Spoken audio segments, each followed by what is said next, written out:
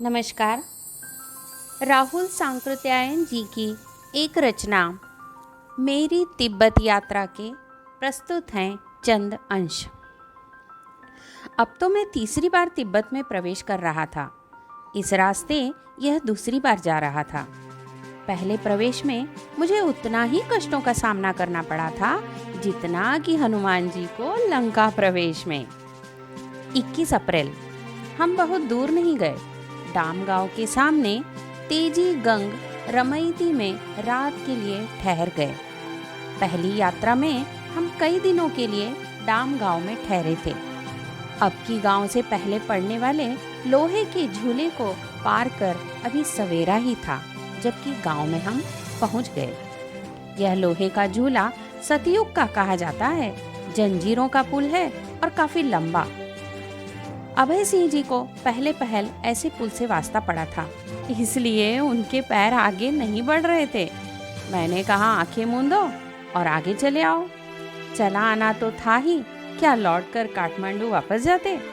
गांव से पार होने लगे और हमें अपनी पहली यात्रा की सहायिका यलमो वाली साधुनी अनीबूटी एक घर में बैठी हुई दिखाई पड़ी। पहली यात्रा में तो मैं तिब्बती भाषा नाम मात्र ही जानता था, लेकिन अब भाषा की कोई कठिनाई नहीं थी। अब भोटकोशी के किनारे किनारे कभी उसके एक तट पर तो कभी दूसरे तट पर आगे बढ़ना था। अप्रैल का अंतिम सप्ताह था। हम 7-8 फुट की ऊंचाई पर चल रहे थे। यहाँ लाल, गुलाबी और सफ़ेद कई रंग के फूलों वाले गुरास बुरांश के पेड़ थे। बहुत से पेड़ तो आजकल अपने फूलों से ढके हुए थे। बुरांश को कोई कोई अशोक भी कहते हैं, लेकिन यह हमारा देशी अशोक नहीं है। अंग्रेजी में बुरांश को रोडेंड्रन कहते हैं। एक वृक्ष तो अपने फूलों से इतना ढका हुआ और इतना सुंदर प्रतीत होता था कि मैं थोड़ी देर उसके देखने के लिए ठहर ही गया। कैमरे से फोटो लिया, लेकिन फोटो में रंग कहाँ से आ सकता था। रास्ता चढ़ाई का था और बहुत कठोर था। उस दिन रात को चोकसुम में ठहरना था। यहाँ तक हमें भोटकोशी पर 9 बार पुल पार करना पड़ा। तात पानी अगर नेपाल के भीतर का तुप्त कुंड था तो यह तिब्बत के भीतर का। हम 6 बजे के करीब टिकान पर पहुँच गए। उस वक्त थोड़ी बूंदाबांदी थी। 9-10 हजार की ऊंचाई पर ऐसे मौसम सर्दी का अधिक होना स्वाभाविक ही था।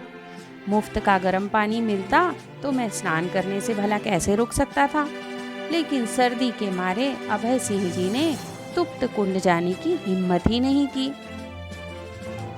अभी हम जंगल और वनस्पति की भूमि में ही थे, लेकिन कुछ ही मीलों बाद उसका साथ चिरकाल के लिए छूटने वाला था।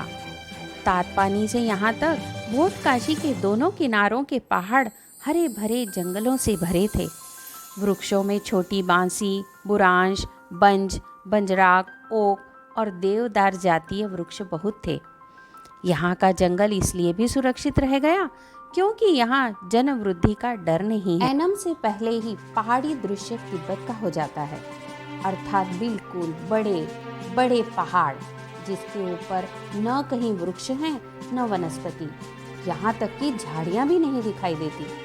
ऐनम के पास पहुँचते समय हमें एवरेस्ट पर्वत भी दिखाई पड़ा, जो स्वच्छ नीले आकाश में बहुत समीप मालूम होता था।